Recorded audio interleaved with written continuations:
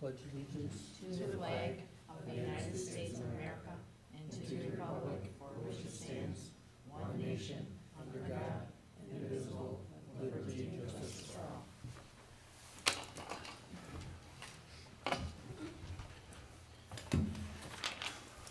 Okay, we'll start with the consent agenda items.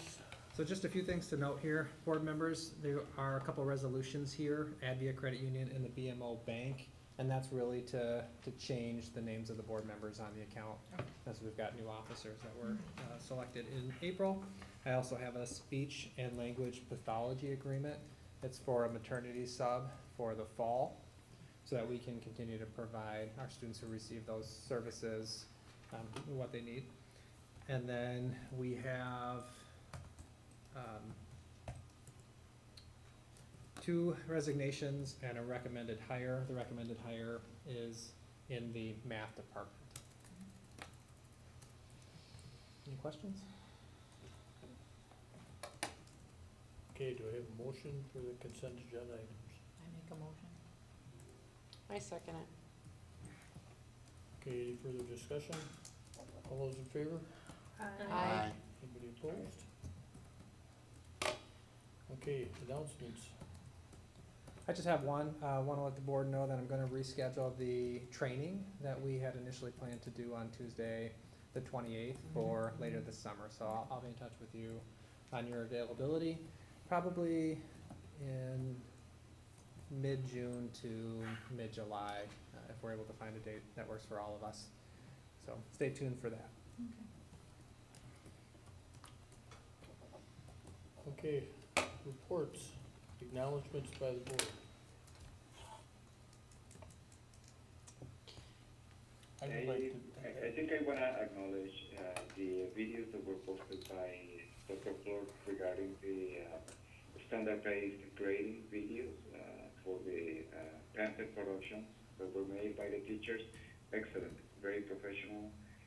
We'd like to know where they're going to be posted besides, the email that we received. They're going to be published in some sort of media, the news, or besides, of course.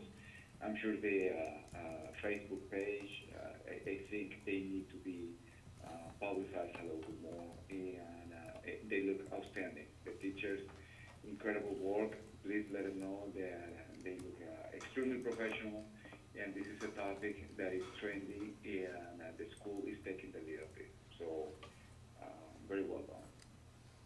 Thank you, and those videos are available currently on our standards-based grading webpage. All three are there. There's a scrolling thumbnail, and people can click on that and they can view each of the videos. They're also on our YouTube channel right now, and I do want to give credit to Pat Straub and Dagan Fergale, our student board member. I know that they put a lot of work into those videos. There may be other staff members involved besides those that were featured, but I know that Pat and Dagan really took the lead on that, and you're right, they did an outstanding job. Okay, I would like to acknowledge and thank Betsy for taking the lead with the, Staff appreciation? yes. That was nice, good job. Thank you.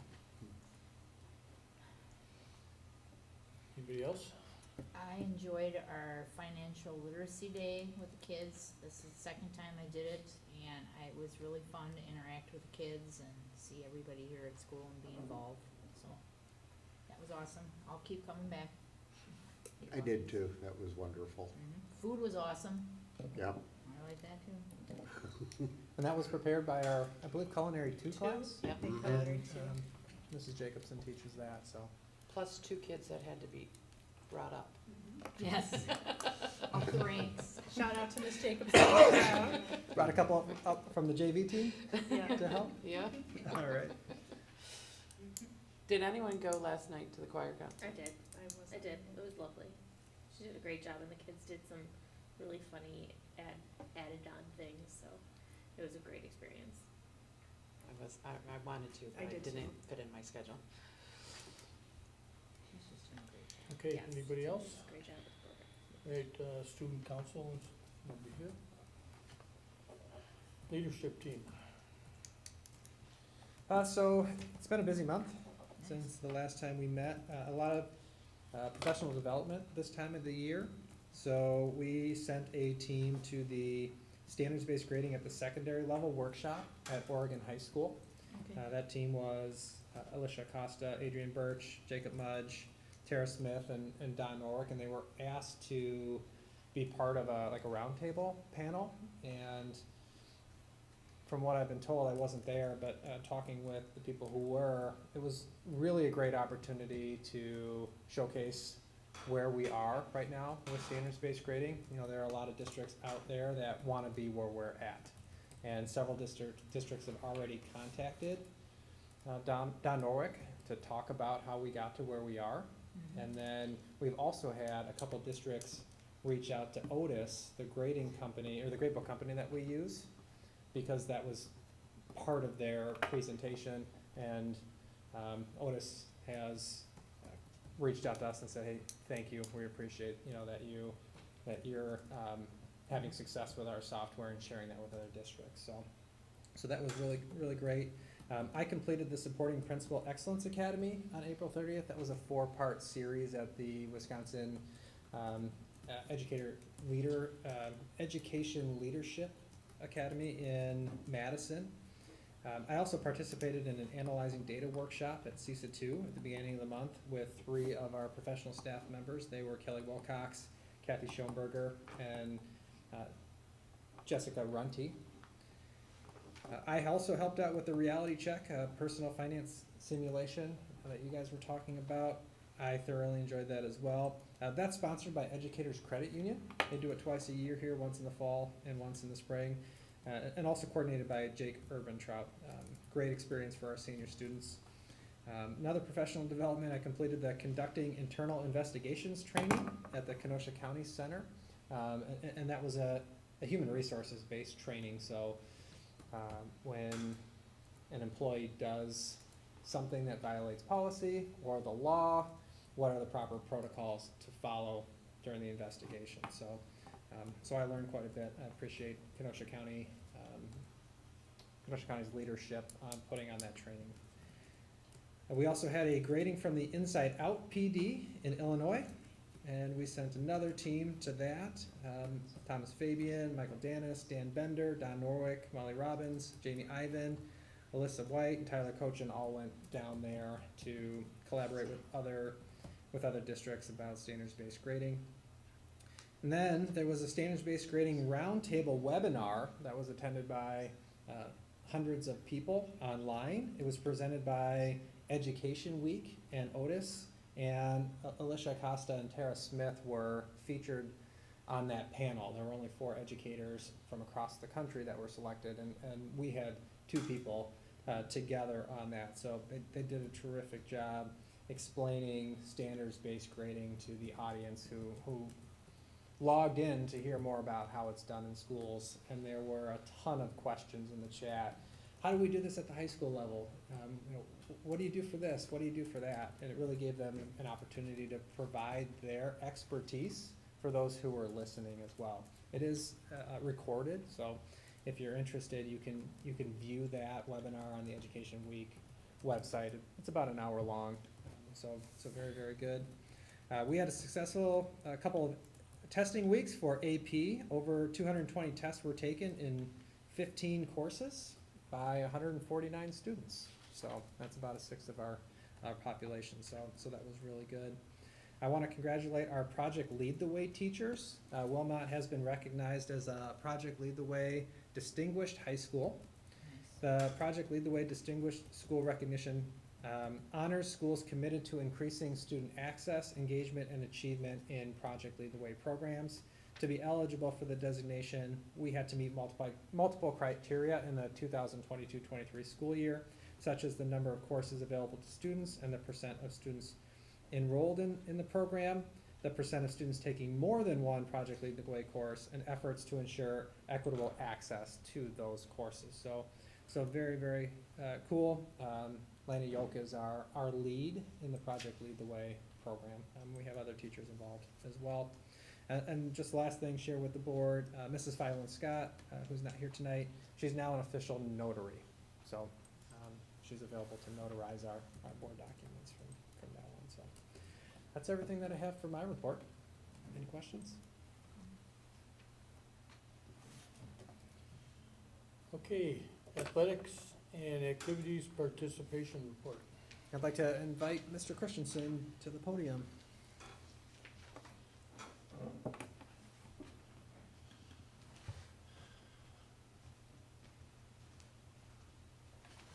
How's everybody doing tonight?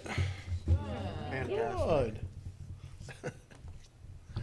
All right, couple of things. I won't go over everything, but we'll start. Go to page 2, Mike. Just a real quick outline. Things we're going to talk about. We've talked about this a little bit before. What were the clubs that had the most participation?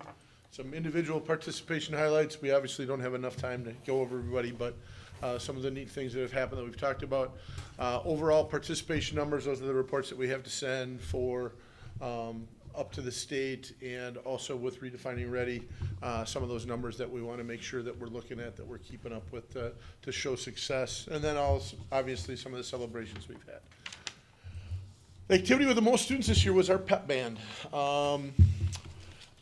Those of you who have not been to a game or an event where the pep band has been showing up, it is much, much more lively this year. The kids have been really into it. Mr. Dvorak, it's something that he actually has a passion for. So his kids have been coming to the games, and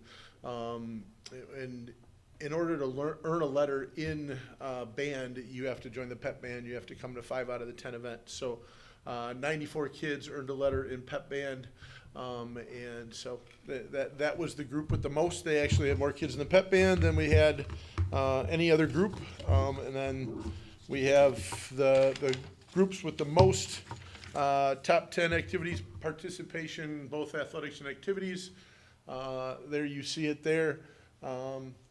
And last year, Key Club was the winner with 82. That has dropped down.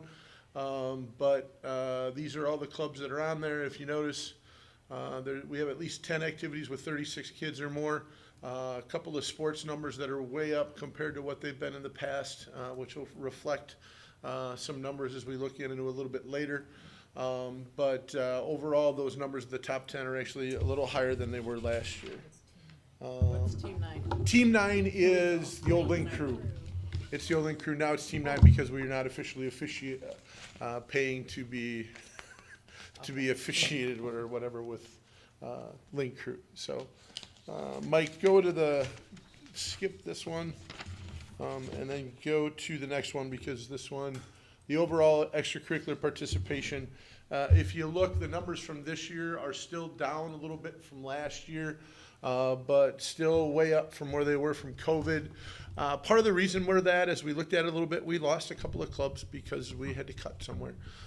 We lost forensics, which had 20 or 25 kids, but we also lost the forensics teacher to that, plus Miss Ivan had helped last year with forensics, and that was a little bit too much with everything else she does.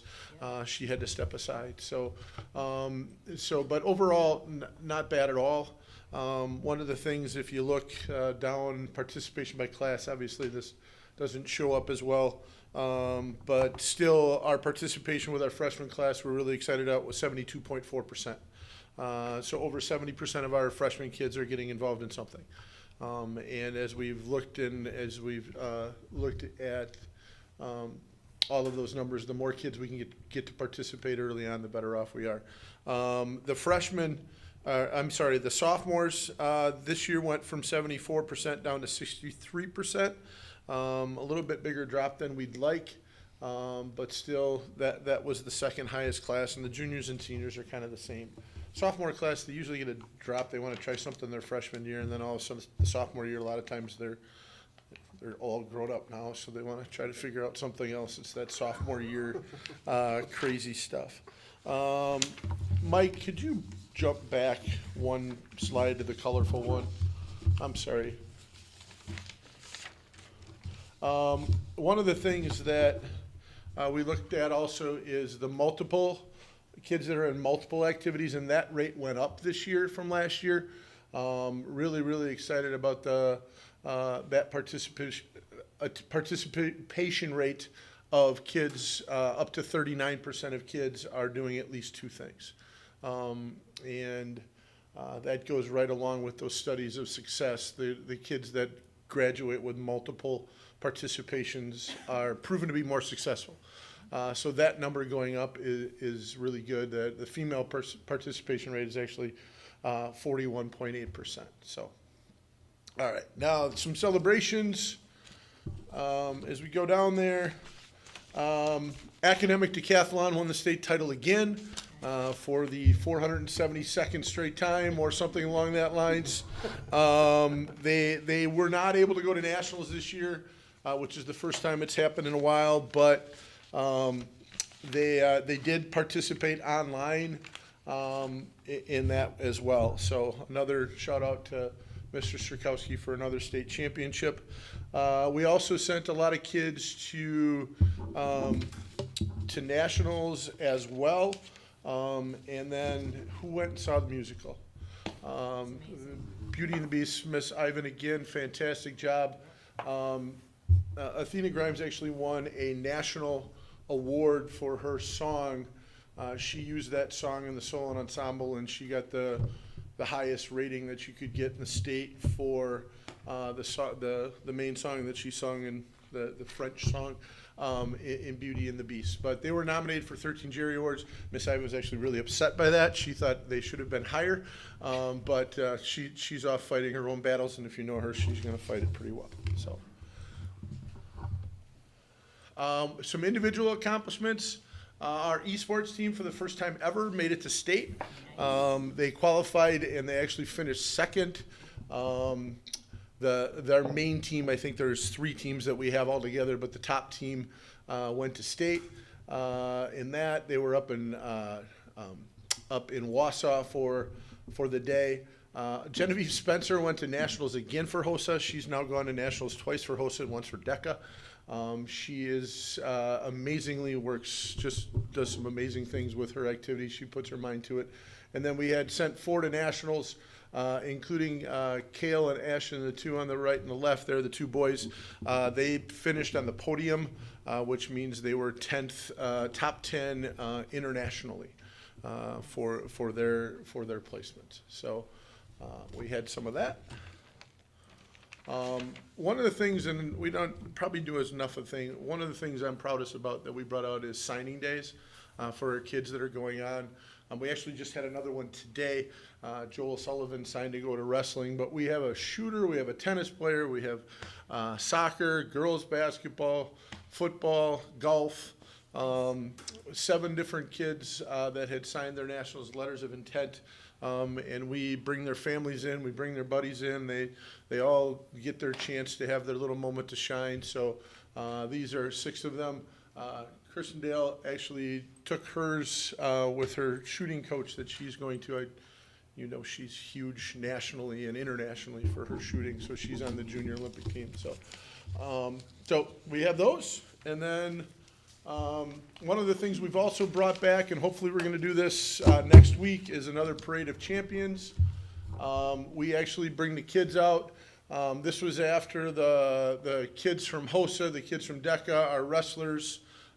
We basically invite their families in, we bring the kids out, and we have a little parade. So we bring the drum line out, and this is what it looks like for those of you who've never seen it before. If it works. I don't know if I can get it to play. It's pretty cool. I need access. Today. It should work on your, if you have the. It's not working If on my in there, so. PowerPoint either. I thought it was just a blank picture. It is really cool though. We promise. Someday. We It is promise. cool. So, Someday. It doesn't Maybe work they on the should do it here PowerPoint. for us. can you click on the little, when it pops up, click on it again?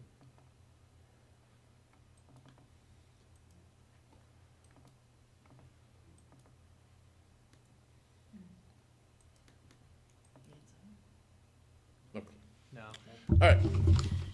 So participation numbers just down a little bit, still well above where it's been. Hopefully we can get that back up a little bit, but again, just those multi activity kids are out there. So, all right, thanks guys. Thank Thank you. Thank you, job. Mr. Christensen.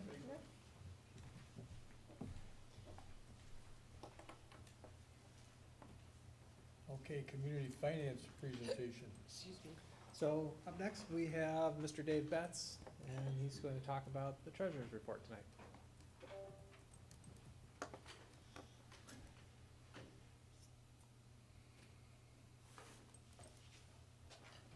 Hi, Hi.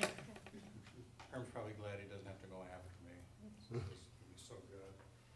All right. That scared me. The treasurer's report is in the, I brought up one from this month, the April treasurer's report on the consent agenda. Yes. So that's this, right? So we're gonna spend a little bit of time going through it, kind of want to explain what the numbers mean, where they come from, how they're linked into the general ledger, how they're linked to bank accounts, that type of thing, so we can see the accountability measures that are in place. It's an 89-page report. I'm gonna try to zip through this in about 15 minutes. If I go too fast, that's something you wanna know more about, throw something at me or yell or whatever, and I can stop and explain a little bit more. If I get bogged down into something that's too boring, kinda do the same thing, push me in to get to the next section. So I'm gonna skip the table of contents, kind of self-explanatory, and move down to the actual treasurer's report, the spreadsheets. So what starts out is basically like your check register at home, right? Where you track your checking account balance. You have a balance, you write a check, you do a subtraction, you make a deposit, you add money in, and you keep track of your balance on a monthly basis. So these are kept in spreadsheets that we update. The beginning balance in 1 month is the ending balance from the prior month. Here's the one for BMO that I work on the spreadsheet. March ending balance was 79,545 becomes April's beginning balance. I've got these spreadsheets going back to 2000-2001 school year. So we got about 24 years of treasurer's reports. So theoretically, you could start in July of 2000 and track the balance in our bank accounts every month, 1 month for what 280 months until the present, okay? And everything that's on these treasurer's report is what is reflected in the general ledger and what gets audited and so forth. So, beginning balance in April, we start with the deposits, various deposits going into the account. And I'm gonna jump over to Skyward and kind of show you how those get into the general ledger. Here are the deposits in the general ledger. If I look for, we had a lottery settlement on 4/15. Lottery settlement entered into the general ledger. Everything that goes into the general ledger in Skyward now has supporting documentation attached to it. So I click on attachment, I can open that attachment, and this is a spreadsheet that we get from the county that shows us what the lottery settlement is for that particular deposit.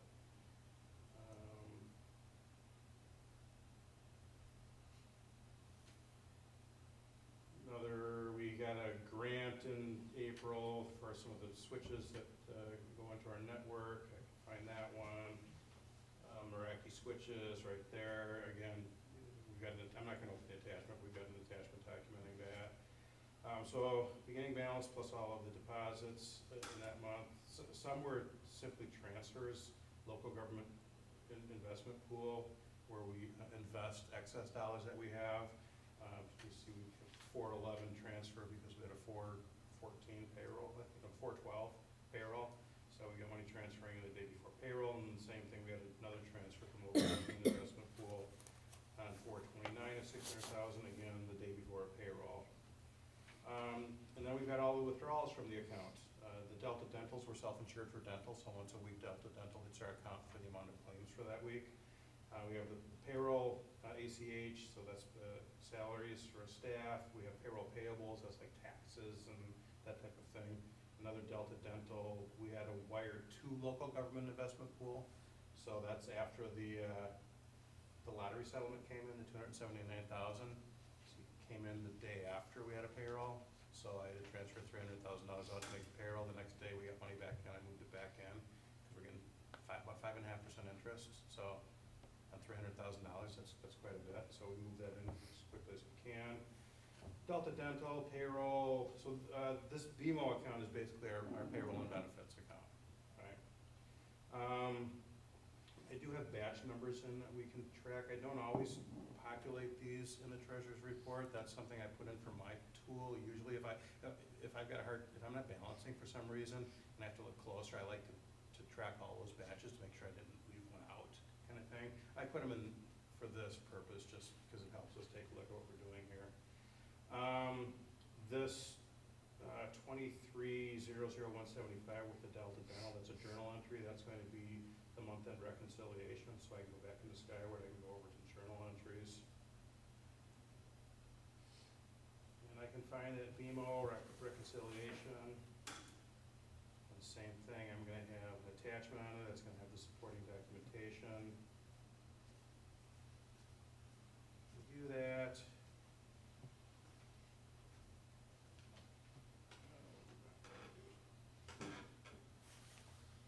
So we've got the bank statement. So we're going to see a lot of those things that were on that report. We're going to see the Delta Dental withdrawals. We're going to see the treasury deposit. We're going to see the local government investment pool transfer, the wire transfer for the lottery credit that went in.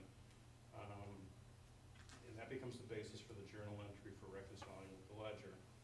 And then we have an ending balance on the statement 107,232. That carries over onto the bank reconciliation. Remember how you do your reconciliation at home, what does the bank tell you you have, plus any deposits that haven't shown up minus any checks that are outstanding. So the bank says we have 107,232, there were $23,874 in checks outstanding. So on the bank reconciliation, we should have 83,357. Up here, when we did the beginning balance plus deposits minus withdrawals, we had 83,357. And then we balanced to the general ledger. In BMO, we have spread out over several funds. So we kind of remember these numbers, minus 57. It's okay that one's minus 57 doesn't mean we're overdrawn, because they're all part of the same bank account, as long as the bottom number, the 83,000, is positive. But in Fund 10, we were at minus 57, Fund 50 plus 72, Fund 80 plus 133 roughly. We have a balance sheet that's included on here. Remember, Fund 10, cash in hand, BMO, minus 57,785. Food services, Fund 50, 7,293, and Fund 80, cash in hand, BMO, 133,848.80. So those numbers match. So because those three balance, everything balances with the general ledger for that BMO account. Okay, that's kind of the goal. Quick question, just as knowledge. The Delta Dental, and this goes across the whole board, so I'm just gonna use Delta Dental. Who reconciles that is that coming from payroll reconciliation, that's the amount that Delta's Yes. getting? Yeah. Okay. Here are our local government investment pool accounts. These are pretty much just deposits and withdrawals, transfers, and then another checking account. But I can go back to the journal entry. I can find the local government investment pool reconciliation for that month. I can bring up the statement and the attachments. And I can kind of do the same thing. First of all, I can see those transfers, 300,000 minus 300,000, 600,000. The DPI state aids that we get deposited directly into that account. So that those are those deposits. Those also show up in journal entries as deposits. Interest earnings, and then I get an ending balance in that general fund, which I can see balances with the general fund on here. If I went back to that balance sheet, that's the balance that's going to show on the balance sheet for that account as well. So we've got a Fund 10 local government investment pool. We've got some scholarships, money invested there as well, about 70,000, and we have our debt service balance, about $92,000 there as well. And then we show our outstanding debt, which is our one payment left on our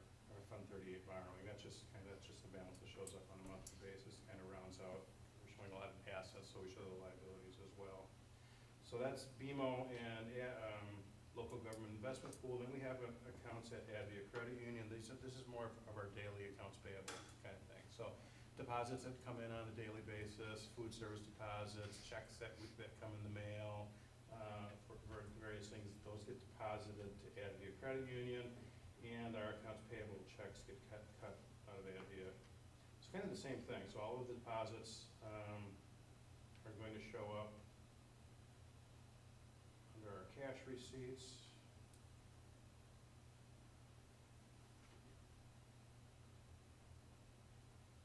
I can see all of the deposits, Advia deposits, RevTrak, I'll show you what that is as well. But I can go to one of the deposits, and we have supporting documentation with all of those as well.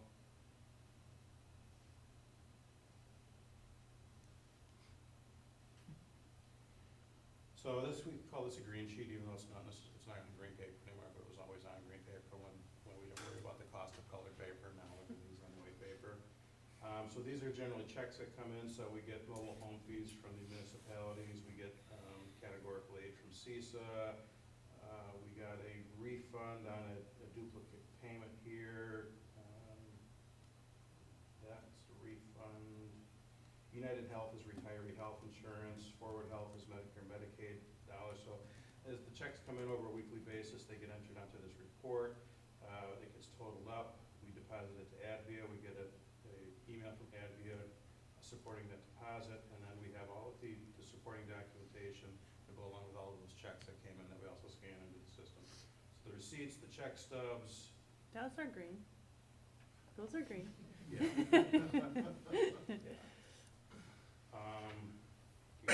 Everything coming in is documented. And again, for every deposit, if I can open them all, they all have the supporting documentation. Then we have RevTrak deposits that come in. So those are online payments that parents can make, food service payments, school fees. They can pay that through Skyward. That comes through a service called RevTrak. That gets deposited into our Advia account on a daily basis. And so I've got a RevTrak.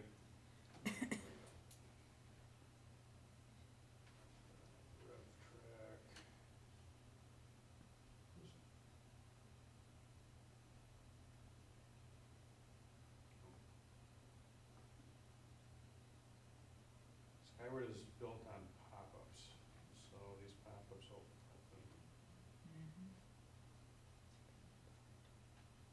So I get a report from RevTrak that tells me where all of the deposits were going to.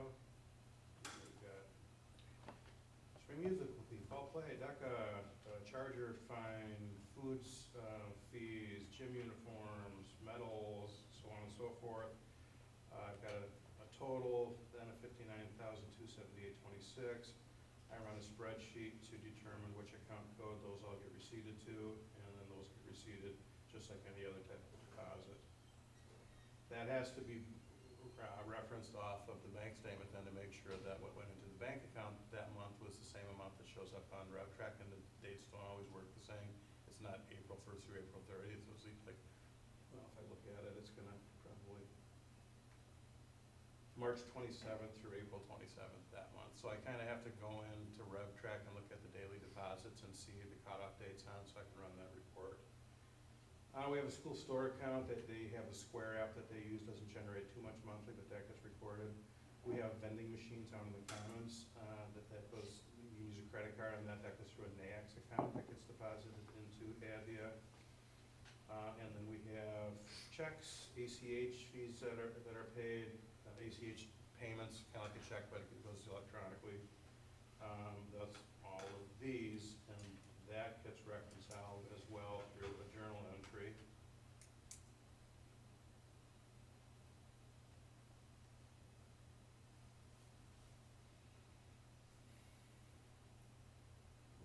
The Advia reconciliation.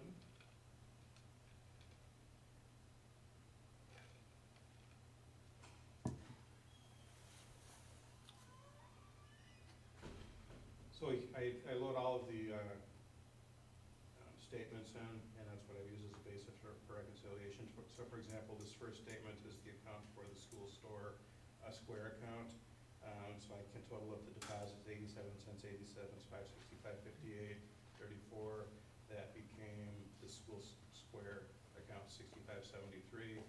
And then the bank reconciliation, that balance of 1515.63 gets entered into the account balance for that account. We have 4 accounts. ADVIA one is more of just a sweep account of money for ACH payments. Money goes into it, ACH goes out to vendors, and so it usually maintains a 0 balance. So kind of using the same process, I can total up all of those bank statements. I get a statement balance. I can deduct the outstanding checks, and I can see that my bank record, that treasurer's report 59,733 equals the account balance, the bank balance equals the general ledger balance. Let's see, accounts payable for these checks that are being written. Accounts payable, invoices, and I've got a filter set up, so this has got a history of invoices for this particular month for this treasurer's report. We're gonna see the same thing. We're gonna see all of the vendors that we paid in every check, and we're going to see attachments, like just A&R door service, the first one. Attachment, view attachment. There's going to be a copy of the invoice from A&R door service for the service that they provided, along with the authorization to pay from Mr. Nelson. So this, they drop tested and reset 5 fire doors, which is a safety precaution and a requirement that we do those tests.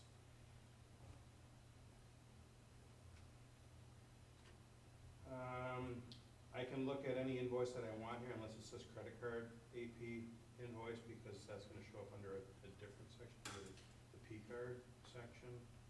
We have quite a few P cards issued, and we get a lot of transactions on those. Those are gonna show up here. Direct debit P cards, which for April was $47,839.82. I can find that on the bank statement. Right around April 20th. ACH BMO, $47,839.82. And I can see all of those transactions in account payable, credit cards, activity. Again, I have a filter set up to see that particular month. And the P cards are the ones that the teachers have? Not many teachers have them anymore. Okay. Some do. Administrators have them, custodians have them, family consumer science teachers doing a lot of shopping, tech ed teachers, some science teachers. So not a lot. I think we have roughly 32 cards out right now. Librarian has one. And so same thing. When P card transactions, first I can go to BMO every day. Every morning I get here, I download yesterday's transactions, upload those transactions to the Skyward. The next day, that staff member will get an email saying, hey, you've got a transaction. Upload your receipt, put your account code in, and submit it for approval. It comes to me, I check the account code, because they're not always right. Sometimes it's just an account that had money in it. Put the correct account code in, check the receipt is right. Oh, yeah. I had one this month, had Mountain Dew on it. Like, really, Mountain Dew? And it was for a science experiment for sewer water. The Mountain Dew was the sewer water. So anyways, I did call and ask what that was for. But we've got the attachments. In this case here, this is something for tech ed, clock it. So it's clock kits. Students must be making clocks, I imagine. So there's the receipt for that. Here I made a purchase, $9.99. You can see, uploaded the transaction view, Amazon. 100 pieces of prong paper fastener. It's these like little clippy things that hold papers in the file.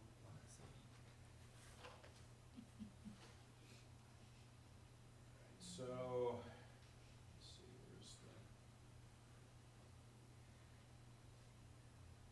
so that kind That takes us to the reconciliation. We've got the monthly revenue expense report, which is really just giving us these numbers down here, which is total revenue, total expenses, which is what you see on the, right here. We're supposed to have that on the cover of the treasury report, so we have the supporting documentation for that. Then we have the balance sheet, which is where you can see a lot of this cash balance, is that come from the treasurer's report, as well as all of the liability balances. We've got the revenue and expense reports, which allow you to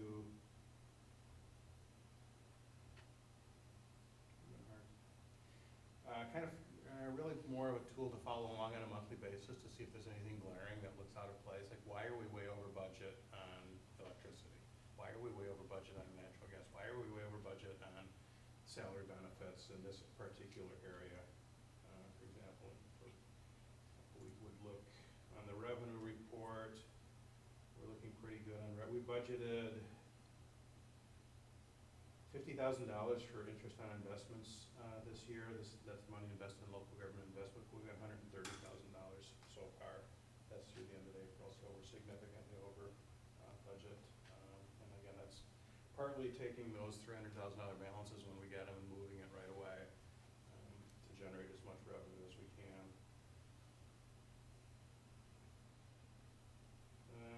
And after the revenue expense reports, which is a lot of it, those are the budgets, by the way, that are approved by the board at the start of the school year. We've got one on the agenda tonight, preliminary for next year, so that'll change, but basically it's the same thing.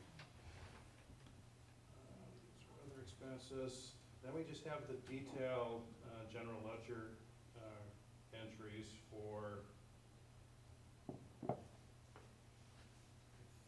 checks are listed first.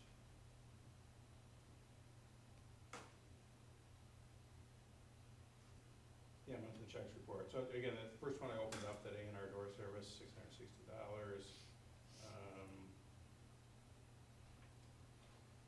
Every check that's issued, and if you have questions regarding any of those, the supporting documentation for anything accounts payable related would be in Skyward.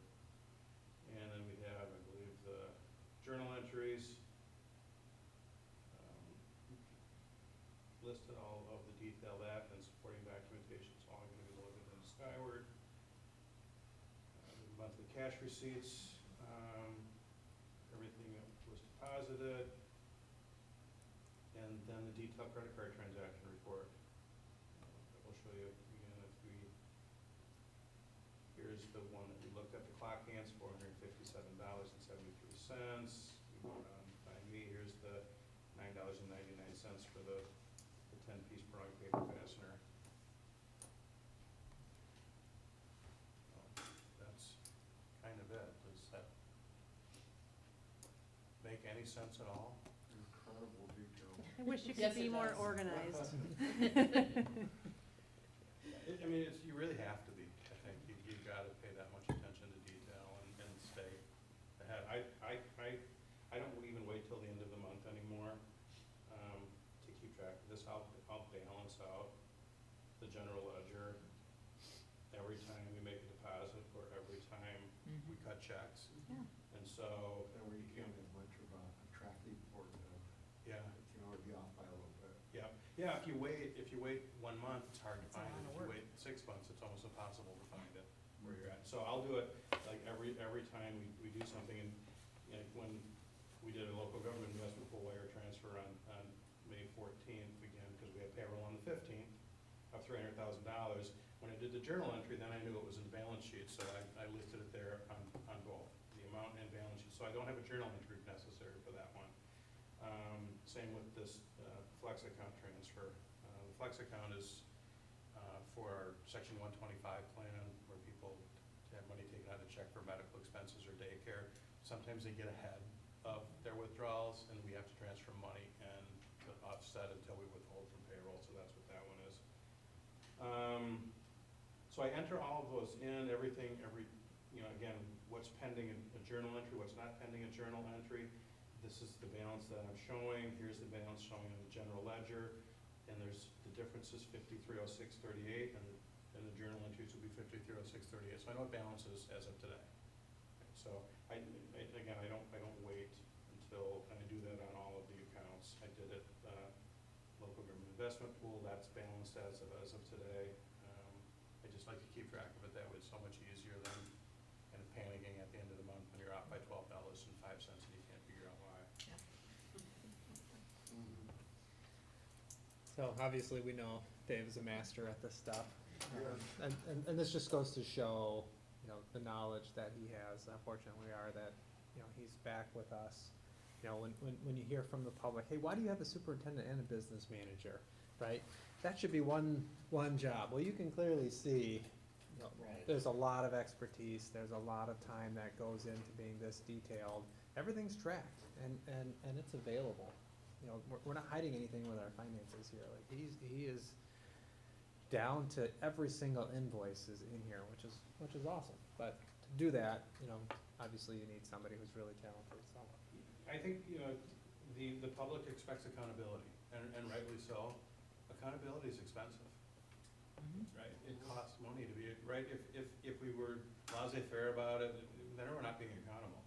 You gotta spend the time and make sure that you've got everything in place. Well, also make sure that nothing gets inappropriately spent. Yeah, and none of this means that we all agree on how all the money gets spent, right? None of us are gonna agree 100% on any of this. I can't probably get two people in the building that would sit down together and agree 100% on everything and how money gets spent. That's not what it means. But these are decisions that the board makes in the best interest and kind of trying to address all of the needs of the district at the same time. Thank you very much. Yeah, phenomenal. Thank you, Dave. When it comes to the business office, the district finances, are there any other specific topics that you would like Dave to talk about? We've got a few things planned over the summer as we prepare for the approval of the budget in the fall. But if there's anything in particular you'd like to know about, let us know, and we can make time at an upcoming meeting.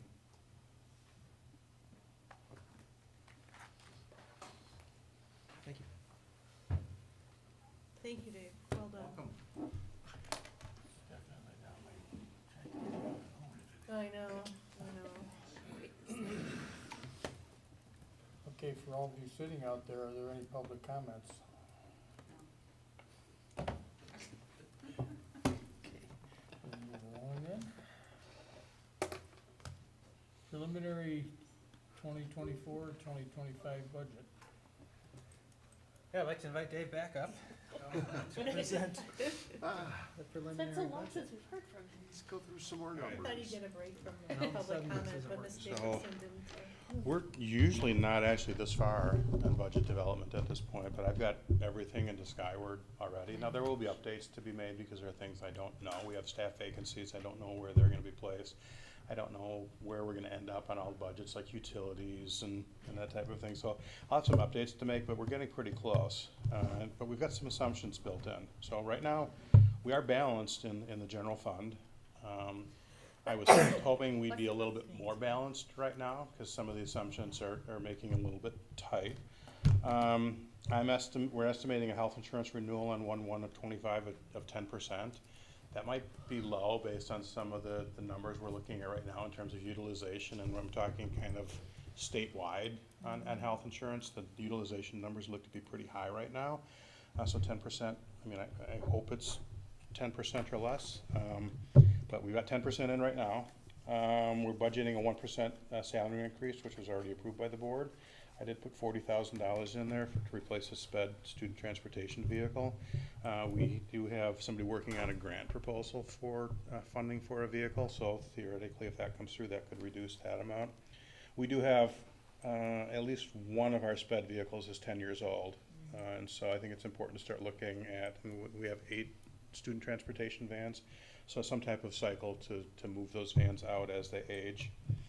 I'm looking at a membership count of 939, which is -1 from this year. Originally, when I started building budget, I was looking at -30 on membership, just to be conservative. I couldn't use -30 and get this to balance. I moved it back to -1. And -1, 939, is an average of the past 2 years. There's nothing that's really telling us right now that we should see a decrease in membership in terms of our actual count, but we will likely see a decrease in the number of students in the building due to open enrollment out. So that's addressed also in the assumptions. So membership minus out, open enrollment out plus 37. So that's based upon the actual applications that we have. For right now, we have more than 37 to go up, but there's also a lot of graduating seniors that are open enrolled out that won't be next year because they're graduating out. So I basically took the number we have right now, less the seniors that are graduating, plus the new applications would be 37 more out than we have this year. Open enrollment in would be plus 3 more than we have this year. Now, not all of those students are going to open enroll out, and not all of the ones who applied to come in are going to come here. So those numbers are subject to change as well. We have 4 vacant professional staff positions. I have those budgeted on the schedule at MA, Master's Degree, Step 1, and Family Benefits. That could be obviously different. I have no way of knowing what that might be at this point. Building and grounds, I have it as 0% increase, but we are running a surplus right now in building and grounds department, so we're hoping that that would be adequate for next year. If we do have the opportunity as we begin finalizing, and it looks like there might be some additional funding available, that's likely where we'll put it because we've got some needs there, especially if some things start to go wrong. And we are budgeting a decrease in utilities just because we're over budgeted this year because we had a payment last year paid twice, and I didn't catch that when I built the budget this year. I thought, like, when I was here and turning lights off all the time, I was saving a lot of money on electricity, and when I wasn't here to shut the lights off, the electric bill went up a lot, but that wasn't the case. It was just a double payment that got paid. Like, wow, I was really doing a lot of good turning lights off. You feel real good. Oh. And that, I mean, the electric company caught that and reversed it. It ended up, they didn't keep the money, but I didn't catch it on the budget purpose until later in the year. So, I mean, that's kind of where we're at. There's a lot of detail in here, but I don't know.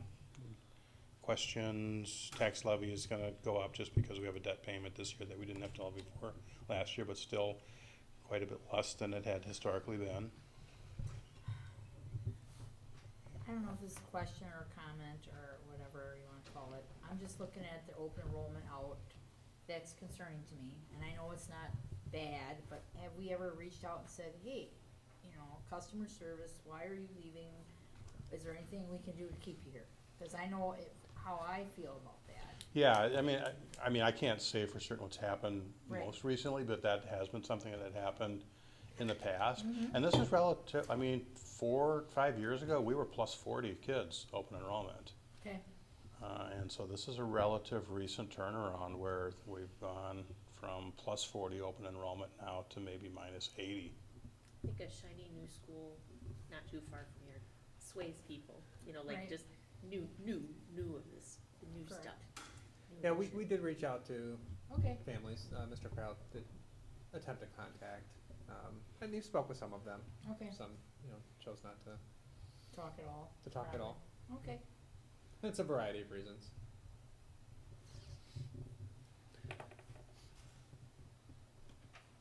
Right?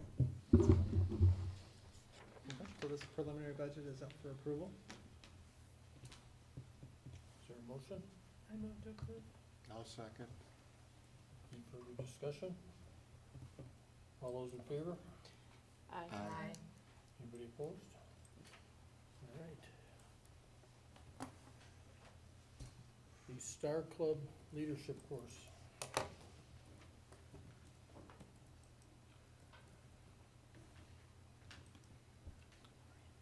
Sorry, this isn't working very well again. I'm trying to navigate. I am. Oh, okay. Okay, didn't unmute fast enough, but I approve as well. okay, that's what we were trying to document. I was wondering. Okay. So, recall we had some guests here at the working session from the U.S. Army here. And Mr. Crow presented a new course proposal, the Star Club Leadership Course, kind of an introductory version to JROTC. Mm-hmm. And the board seemed very receptive at the Yeah. time to add it. It's really a leadership-based course and not Army preparation. Mm-hmm. More leadership and civics, character building, that sort of thing. So Mhm. it is up for approval tonight. Are there any questions about the course?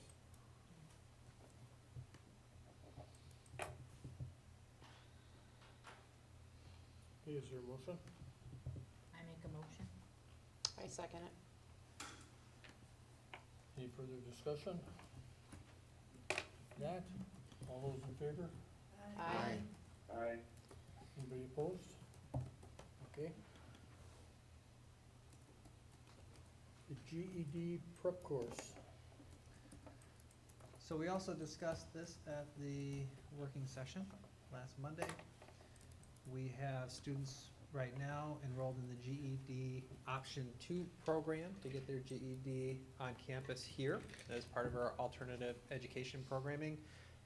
They're currently working with Abby Reich, not within a course. To more formalize that program, we're proposing a course here.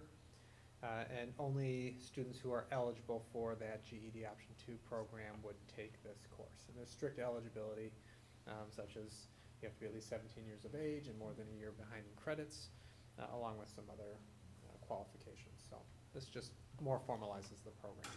Are there any questions?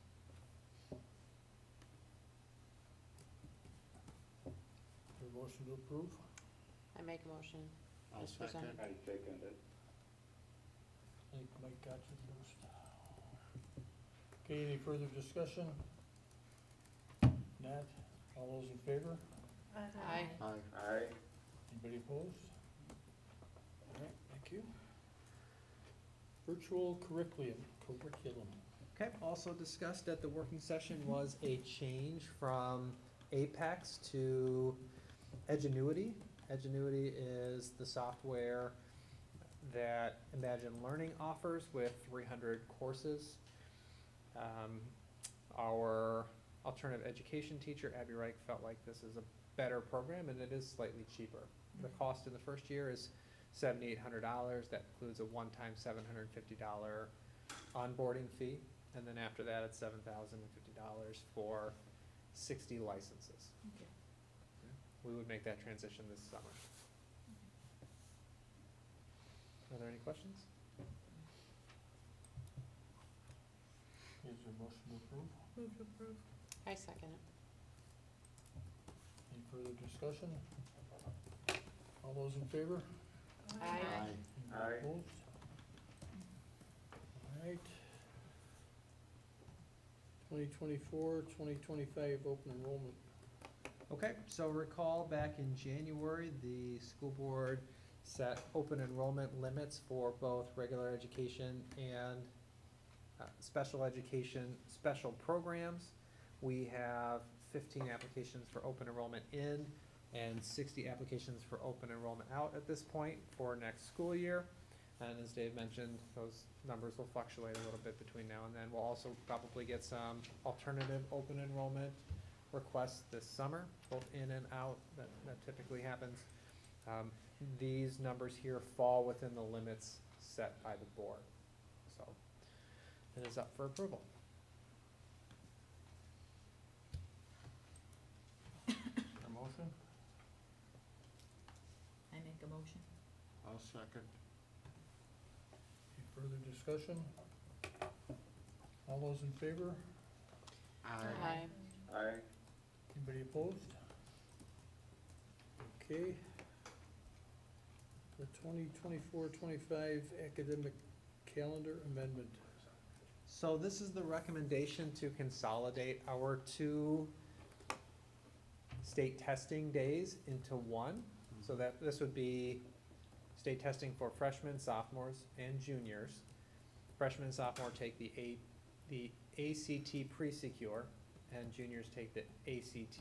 We can do them together on the same day, March 18th next year. The change is, before we knew we could do it on the same day, we had set March 11th as the ACT day. So I think it's better to do them on the same day. There'll be less instructional time lost due to testing and changes in schedule and just, you know, some of the chaos that goes with testing in the building. So recommending we change that so we can get that information out to our families as soon as possible, so they try to schedule vacations at a different time. Motion to approve. I make a motion to approve as presented. Second. Any further discussion? All those in favor? Aye. Anybody Aye. opposed? Okay. Working session start time. So Mr. Tronjo and I had a conversation the other day about possibly changing the working session start time. I'm really indifferent about this myself, but we wanna make sure that our start time accommodates all board members to be able to be here at the beginning of the meeting, so. Currently, they all start at 4:30. We have discussed maybe changing that to 5 PM to allow those who are traveling from work just a little bit more time to get here and be prepared. But it's really up to the board, up to discuss, up for discussion. I don't have a preference, I'm retired, so it doesn't matter as long as I know ahead of time. I know we accommodate because of the teachers. Have we presented this to the teachers as what the feedback with the Cha- 5 o'clock start Changing time? time, no, Okay, we have not. Yeah, I know sometimes it can be a struggle for me, but it was less time they had to sit around if they were attending and participating, which is, you're right, why I think the working session was earlier to minimize that. because, well, and this goes twofold. There's been discussion about changing of times for school and everything else, so would that ever be implemented for next year, potentially? Not for next year. Okay, so it'd be the year after. Possibly the year after. Okay, Kind of the reason it came up is because those of you that are coming from work, correct. It You know, does work better for we have to me, have, 5 o'clock. we have to have so many board members to even start a meeting. Mm-hmm. You know, we're trying to make it easier for you to get here, and, it's up to you guys, whatever you think. I prefer it earlier, but I could do later. It wouldn't be that big of a deal. It's probably me that's been running late lately, but I was,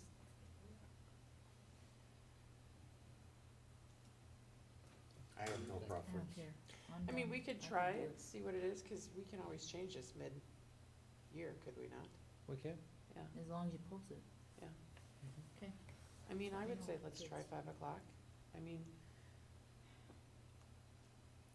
If you wanna I'm do- all for the teachers, so if the teachers are like, this is really ridiculous, we rather prefer 4:30, and a lot of feedback comes back as a negative, well, then we've we had have that more- opportunity. more, there are meetings, the working session where there's a lot of different presentations and stuff like that. So, I mean, this one is, obviously have 4 staff at it. But I think we've been able to start on time. It's just not all about the board members are here, right? Correct. Correct. So, I mean, typically when I'm running late, I make it shortly after the pledge, so it's not too much content. And if you push it back to 5, how long are you gonna work into the night? Some of them have been pretty long. The working sessions are much longer. Correct. I don't wanna be here till 10 o'clock at night. Right. I'll need a couple cups of coffee. Be the only one here at 10 o'clock at night. Well, you know what I'm saying. Yeah, but if it's a 3-hour working session, that's still getting done at 7:30. So at 5, you're still working through dinner either way, so I think we should keep So we it, should let's have- keep it at 4:30. We should have food at the working session, is what you're saying? I'm That's what I sorry. heard. Well, and if we ever have meetings that are longer than 3 hours, we probably need to adjourn and schedule another meeting. Right. Yes. I mean, there's diminishing returns after a while when it comes to attention to detail, so. Okay, so I think what I'm hearing is you wanna leave it at 4:30. I would like that. I would prefer that, yes. But I'm not gonna do it. Yes, I No would problem. agree, keep it. Okay, that's fine. No action needed then. All They're right. already scheduled for 4:30. That's a good idea, though. Thank you for I thinking appreciate you about it. thinking about it. Absolutely. Okay, the strategic plan. Okay, the last item for open session here, up for approval is the strategic plan. Recall when we met on March 13th, I Did we do the presented academic calendar amendment? Yeah, we did. We did I? All right, We sorry. did. You're right, I just didn't scroll down, I didn't, That was the time, that was, the one just before. okay, thank you, just making sure. So recall at the working session, I presented the strategic plan, annual objectives and action steps that the administrative team, plus the other members of our district leadership team developed a few weeks back. We went through each of these with the board.